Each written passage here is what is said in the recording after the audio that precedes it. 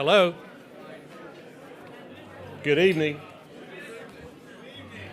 Hello, everybody. Hello, Table 2 and Table 4 and Table 11, my favorite table.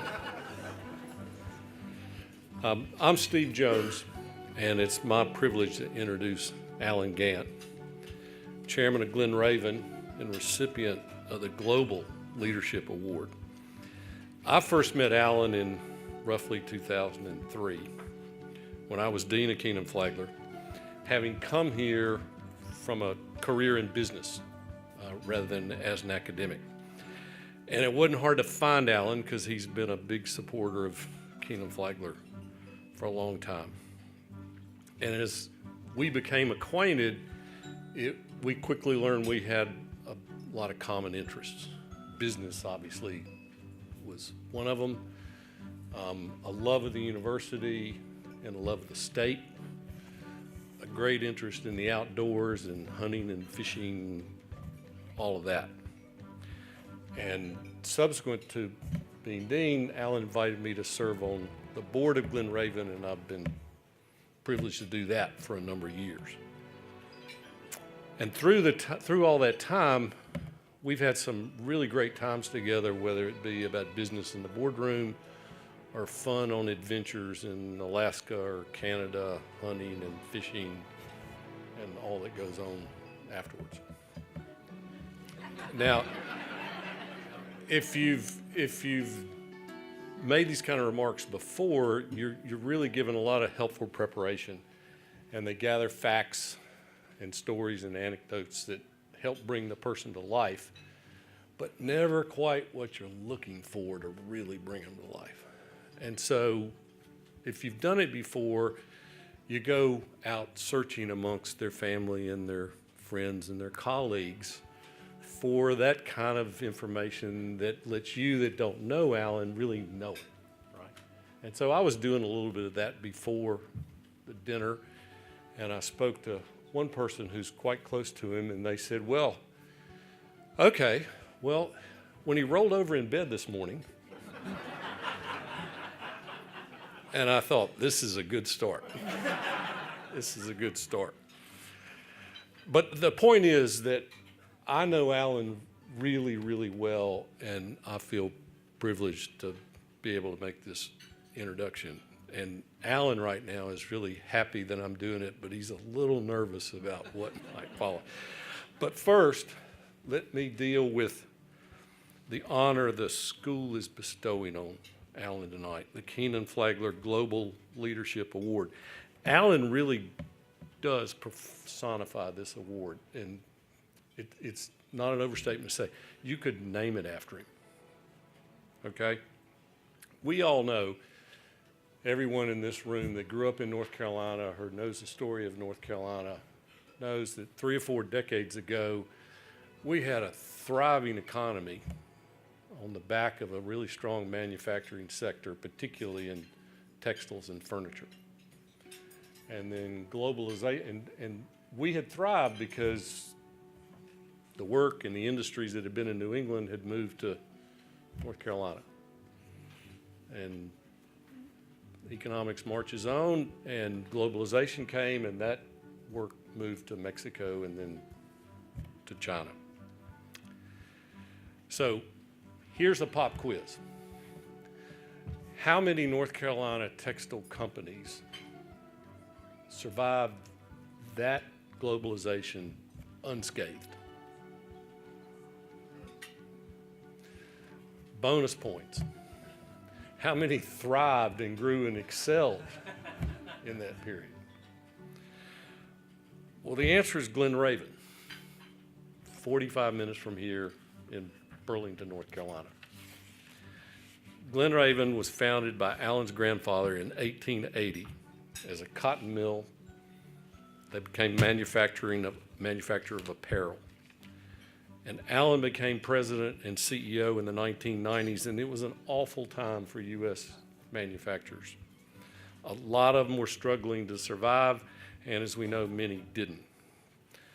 Alan understood that instinctively and intellectually, and he redirected the company away from the commoditized products into fabrics where there was a technical advantage, a competitive advantage, whether it be in furniture, in shade, in automotive, in marine, and a company morphed from commodities into adding value where competitors couldn't, or importantly, could see it but couldn't get themselves there.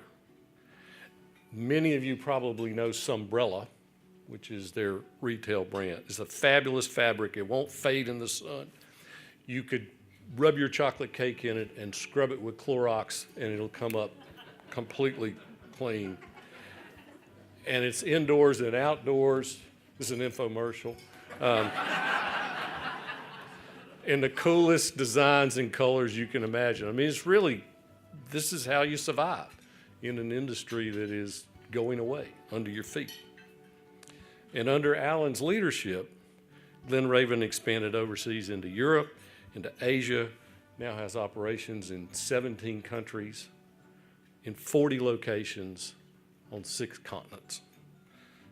And that, my friends, is global leadership. But it's not all we're honoring Alan for tonight. Kenan-Flagler has this great set of values. You go in the lobby and you see them on the wall and you think, a lot of places have a plaque on the wall: excellence, leadership, integrity, community, and teamwork. And you think, well, that's nice. And those of you that are part of Kenan-Flagler now understand that that really does shape and drive what we do. And I promise you, Doug Shackelford is guided by that every day in the decisions that he makes. I promise you that's true. So let me say a little bit about Alan, who's clearly demonstrated excellence and leadership in the context of integrity, community, and teamwork. The place where we live, the people that we live with, how we treat the community, how we work together. That's the other measure of a man in addition to excellence and leadership. And I want to name just a few of his contributions, and this is only a sampling from a list that could go on and on. Alan serves on the Board of Trustees of the Regional Medical Center for Alamance County. He founded the New Leaf Society, which is a nonprofit dedicated to enhancing Burlington's quality of life. He recently led a $2 million campaign for the Alamance County Economic Development Foundation and included initiatives that were focused on workforce development, so to bring the people that are struggling to get a job and help them be more able. And he's played a major role in helping Elon University, including most recently the Elon Commitment, which is Elon's strategic plan. If you don't know Elon, it's based in Burlington. It's a fabulous small liberal arts college. And when I was a kid growing up in North Carolina, it was just one of those places that people kind of heard of and didn't know much about it. Fast forward 30 years later, I'm in New Zealand at a really nice spot, and I'm talking to the manager, and he's beaming with pride telling me about his son who's going to Elon College. Halfway around the world, this place has become famous. Dr. Leo Lambert, who's the president of Elon, says Elon's progress owes a lot to Alan's leadership. He served on the Board of Trustees for 20 years, 3 as chairman, instrumental in helping Elon launch its $100 million Ever Elon campaign. And as Leo says, we were set to launch our campaign back in 2008, right when the financial crisis hit. But Alan stayed on another year as campaign chair because we had so much in the works, and he did 20 times the work of what should be expected of a board member. For his dedication, they honored him with a Doctor of Humane Letters. As Mac Williams, who's president of the Alamance County Area Chamber of Commerce, put it, if you've got Alan in your corner, you're already halfway there. And here at Kenan-Flagler, Alan served on the Board of Advisors for many years. He's always happy to be helpful. He's provided counsel. If you visit the new extension to Executive Ed, which is over in this direction, you're going to see awnings and furnishings that all came from Glen Raven that just look superb. And as I speak, he is organizing CEOs of North Carolina's most substantial companies to lobby the legislature on ways to make the University of North Carolina system more effective, which is an important task with this legislature. The environment is another aspect of community. And as a manufacturer, Glen Raven leads the way in sustainable practices, repurposing waste fiber into useful, saleable products, operating in a land-free environment. You go into a manufacturing plant and you look at all this going on and you say, how can they possibly not be carting stuff off and dumping it in the landfill? Glen Raven doesn't. Cutting water consumption by 50% and putting solar panel across the top of the factories to reduce carbon emission.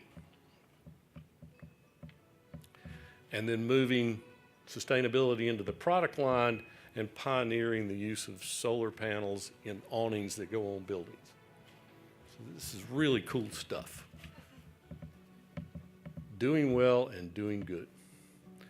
So Alan has accomplished all of that as a result of excellence, leadership, respect for the community, and teamwork.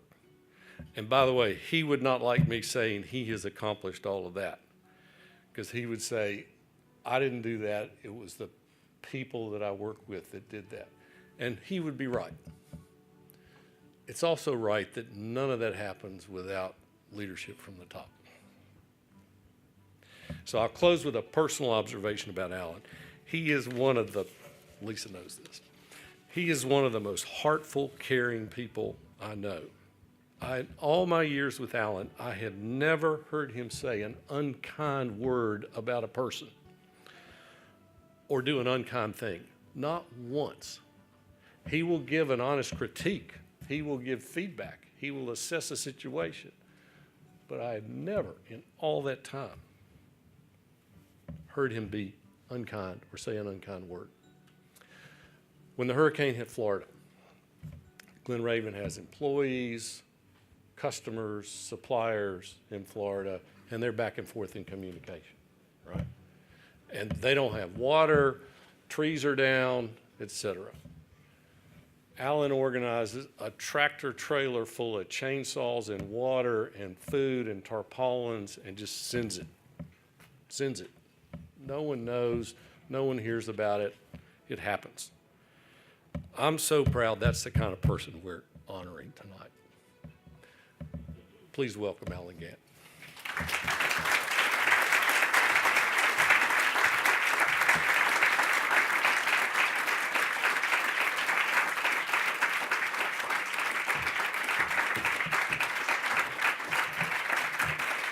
Thank you. I don't really know that guy, Steve. You all are very kind. Incredible evening. I would certainly start off by saying that, like you, Scott, these two tables right here are the reason that I'm here. My wife Denise and my sister Elizabeth, and our daughter Grayson, and our son Alan, and our new CEO Lee Amick and his wife Lisa sitting in the back. It's a team that make it happen. I guess I'm really sorry that I didn't pay attention when I was at the greater university, because I could have moved so much more and done so much more had I really paid attention in class, just to be quite frank about it. I learned how to get along with people, but never really absorbed when I was here as an undergraduate. And the Kenan-Flagler School certainly in my later life has given me the opportunity to learn and to steal shamelessly from the ideas and creativity and innovation that's taken place at this great university. There's no question about that. Certainly, I'm humbled, and I'll tell you why I'm humbled. When I hear a story like Scott, that's the real meaning. And I would say to you that, and my people have heard me say this a million times, that my job is pretty simple: to take the shackles off of brains that we have in our company And how do I turn those brains loose so that they can innovate and innovate in a way that is good for the company and good for the community and good for the state and good for the nation and good for global business. And I've always learned that if you do business together with people, then you very rarely have an argument. If you do business with people, that's the social thing that holds this world together, quite frankly. There are more people socially involved in business than any other single entity in the world. It's kind of interesting when you think about that. But I do believe that true innovation only takes place in freedom. And when I hear Scott, that's the guy who gives all of us the freedom that we have, that we enjoy, that allow us to innovate and to do the business that we are allowed to do. That's what really counts. So my wife Denise and I and our children and our company and Lieb, we're humbled to be in your presence, Scott, and thank you for the freedom.